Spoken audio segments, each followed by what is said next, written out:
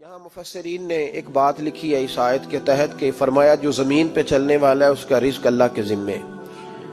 فرماتے ہیں کہ یہ اللہ نے ہماری عقل کے مطابق ہم سے بات کی ہے، ورنہ آسمانوں میں جتنی مخلوق ہے رزق اس کا بھی اللہ کے ذمے ہی ہے. یہاں جو فی الارض کے لفظ ہے زمین پہ، وہ ہمیں سمجھانے کے لیے کہ تم نے تو صرف یہ دنیا دیکھی ہے نا، تو جس کو تم نے دیکھا ہے وہ سب کھاتے اللہ کا دیا ہوا ہی ہے. تو جو ہم نے دیکھا تھا رب کریم نے اس کے مطابق ہمیں سمجھا دیا. فرمایا کچھ تو تم نے دیکھے نہیں، چلو ان کی تم سے بات نہیں کرتے، پر جو تم نے دیکھے ہیں ان سب کا رزق کس کے ذمے ہے؟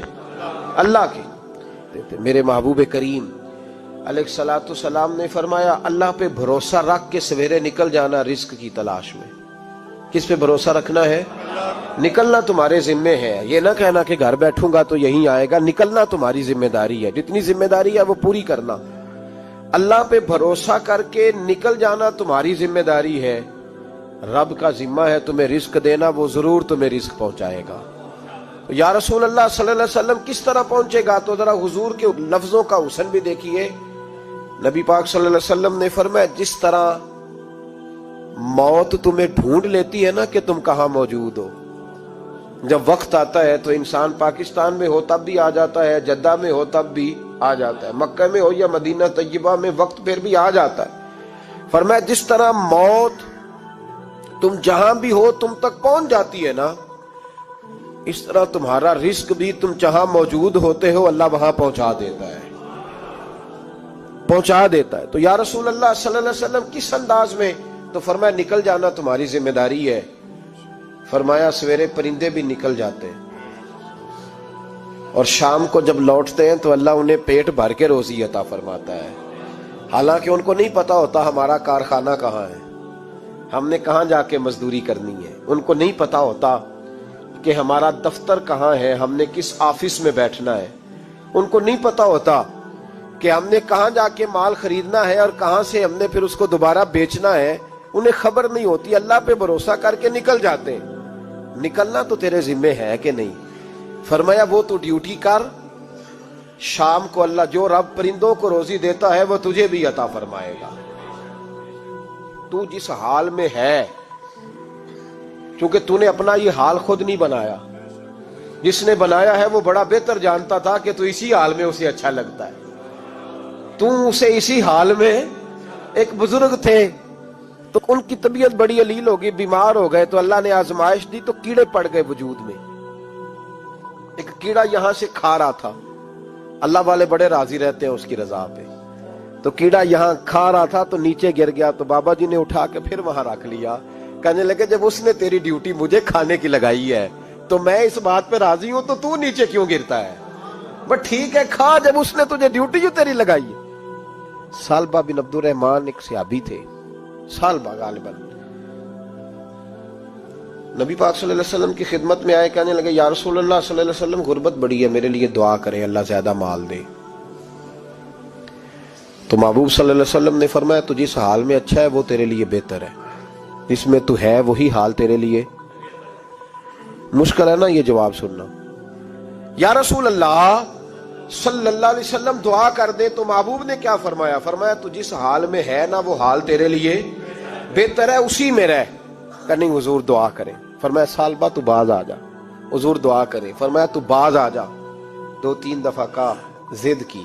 محبوب نے فرمایا جا پھر اللہ تجھے زیادہ پیسے دے گا. چند بکریاں خریدی، اتنی برکت ہوئی کہ بکریوں کے ریوڑ بن گئے.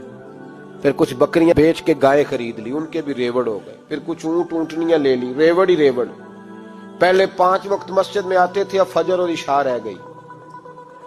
پھر مال زیادہ ہوا تو مدینے شہر میں کوئی جگہ ہی نہیں، مدینے سے باہر حویلی خریدی، پھر جمعہ ہی رہ گیا. جمعے کے جمعے آتے. زکوٰۃ کا حکم آیا. میرے نبی کریم علیہ السلام نے حضرت ابو ہریرہ کو بھیجا. فرمایا جا اسے کہہ تیری زکوٰۃ بنتی ہے 2.5%. تو سالبہ کے پاس حضور نے پیغام بھیجا. پہلے تو کہا تیرے لیے بہتر نہیں مال. جب اصرار کیا تو اب بڑی برکت ہو گئی، بڑا آیا تو فرمایا زکوٰۃ دے. 2.5% زکوٰۃ ہے. اب جب سوچا کہ 5 اونٹوں پہ ایک بکری جائے گی اور بڑا سارا مجھے دینا پڑے گا، اب جب غور کیا تو یہ تو نہ کہا کہ میں نہیں دیتا، حضرت ابو ہریرہ سے کہنے لگے نبی کریم علیہ السلام کی خدمت میں عرض کرنا کہ میں خود آؤں گا۔ حضرت ابو ہریرہ نے آ کے عرض کی یا رسول اللہ صلی اللہ تعالی علیہ وسلم، حضور وہ کہتے تھے میں خود آؤں گا، تو کہتے ہیں محبوب نے ٹھنڈی سانس لی، فرمایا اسے کہا تھا کہ تیرے لیے مال بہتر نہیں، اب ہلاک ہو گیا، ہائے افسوس ہلاک ہو گیا۔ ان کو بھی تھوڑی دیر کے بعد احساس ہوا کہ یہ میں نے کیا کیا، نبی پاک کوئی کہہ دیا نہیں ہے، حضور کو کہہ دیا بعد میں آؤں گا۔ اب دوڑے آئے، عرض کی حضور میں سارا کچھ لے کے آیا ہوں، قبول کر لیں۔ محبوب نے فرمایا گویا بلال حبشی کی خشک کھجور بھی قبول ہے، اور صہیب رومی ایک اٹی بان کی لائے تو وہ بھی قبول ہے، اور عمار بن یاسر اور مصعب بن عمیر اگر 2 دینار دے جائیں اور کوئی پرانا جوڑا کسی سپاہی کے لیے چھوڑ جائے تو وہ بھی قبول ہے، لیکن تو اپنا لاکھوں لے کے چلا جا، تیرا کوئی نہیں قبول، معاف کر دیں۔ فرمایا جا معاف کیا، پر پیسے لے کے نہ آنا۔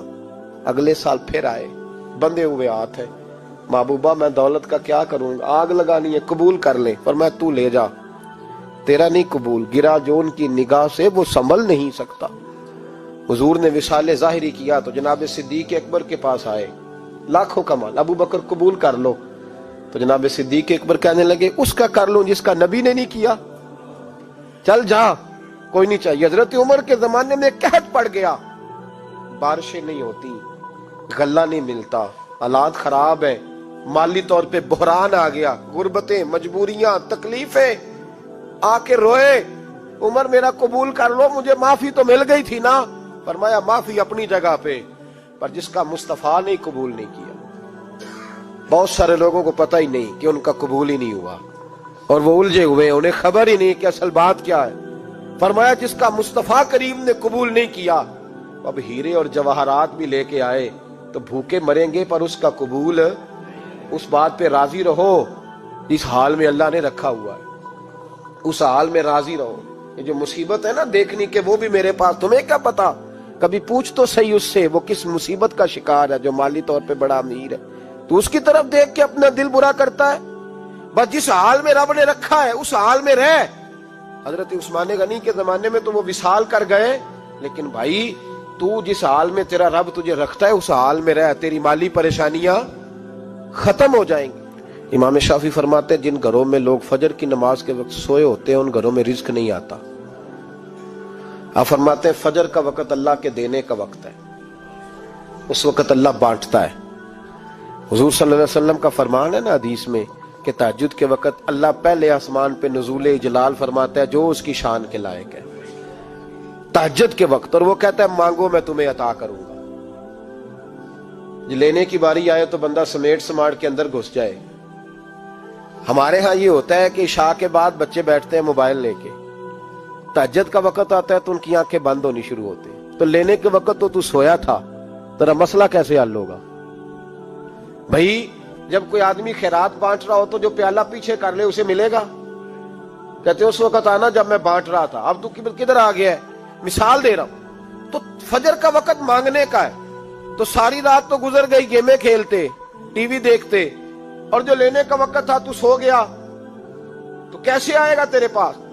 تو اٹھے سویرے بندوں سے مانگ کے دیکھ لیا، بڑی عزتیں خراب ہوئی، فجر کا وقت اٹھ کے جھولی پھیلائے۔ میرے رسول پاک علیہ السلام فرماتے ہیں، رب فرماتے ہیں جب بندے میرے آگے جھولی پھیلاتے ہیں مجھے شرم آتی ہے، کیسے خالی واپس کر دوں؟ تو اس کے سامنے جھولی پھیلائیں سویرے اٹھ کے، رزق میں برکت ہوگی۔ اور پھر ایک اور بات، 5ویں بات، رزق میں تنگی اس وقت ہوتی ہے جب ہم مال غلط جگہ پہ خرچ کرتے ہیں۔ اللہ مال دیتا ہے اپنے فضل سے، اور جب ہم اسے ضائع کریں، مثال دیتا ہوں، میرے پاس ایک شخص نے آ کے کہا حضرت جی بچی کی شادی ہے، یا میرا گھر میں کوئی بیمار ہے، یا بڑی آزمائش ہے، 10,000 کی ضرورت ہے، میں نے تھما دیا اس کو، پھر مجھے بعد میں پتا چلا کہ وہ تو عیاشی کر رہا ہے پیسوں سے، وہ تو چلا گیا کہیں گھومنے اور فلاں ہوٹل میں، مہنگے ہوٹل میں بیٹھ کے کھانا کھا لیا، تو میرے دل پہ کیا گزرے گی اس شخص کے بارے میں؟ بلا مثال و بلا تشبیہ سمجھانے کے لیے اللہ نے مال دیا فضل سے، اور اگر عیاشیوں میں لگا دیا۔ صوفیاء فرماتے ہیں کہ اگر ایک دھیلا تو حرام جگہ پہ خرچ کرے نا، ایک دھیلا، تو تو 1,00,000 दिनार की बरकत तेरे घर से उठ जाती है, एक धेला हराम जगह पे। कुरान मजीद की आयत पढ़ता हूं, रब फरमाता है वमन आरादा अन जिक्री फइन्ना लहू मईशतन दनका।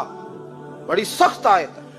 वमन आरादा अन जिक्री, फरमाया जब तू मेरे तज़किरे से, मेरे जिक्र से मुंह फेर लेता है, फइन्ना लहू मईशतन दनका, तो मैं तेरी मईशत को, तेरे रिस्क को तंग कर देता हूं, फिर तेरी जिंदगानी तंग होती। और जिसकी जिंदगी अल्लाह तंग करे उसकी कोई खोल सकता है? कहते हैं बड़ी जगहों पे गया हूं, बड़ी फूके मरवाई, बड़े दम कराए, हालात सही नहीं होते, तो मस्जिद आके तौबा कर। वो कह रहा फइन्ना लहू मईशतन दनका।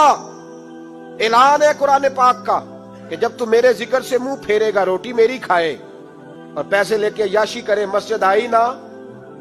हुक्म तो यह है कि जितनी जितनी नेमत बढ़ती जाए सजदे बढ़ने चाहिए, लेकिन हम लोग सजदे कम करते जाते हैं, फर्द नमाज भी नहीं पढ़ते, फिर रिस्क तंग होता है, फिर अल्लाह के अदल का निजाम चलता है, फिर खराबी होती। इसलिए याद रखें, कुरान मजीद ने हुक्म दे दिया कि अगर चाहते हो कि रिस्क में बरकत हो तो फिर रिस्क देने वाले के आगे झुक जाओ, फिर रिस्क देने वाले के आगे झुको। तो माली परेशानी का बहुत बड़ा सबब यह है कि हम मस्जिद की तरफ नहीं आते, दीन की तरफ नहीं आते, पैसा नाजायज जगह पे खर्च होता है।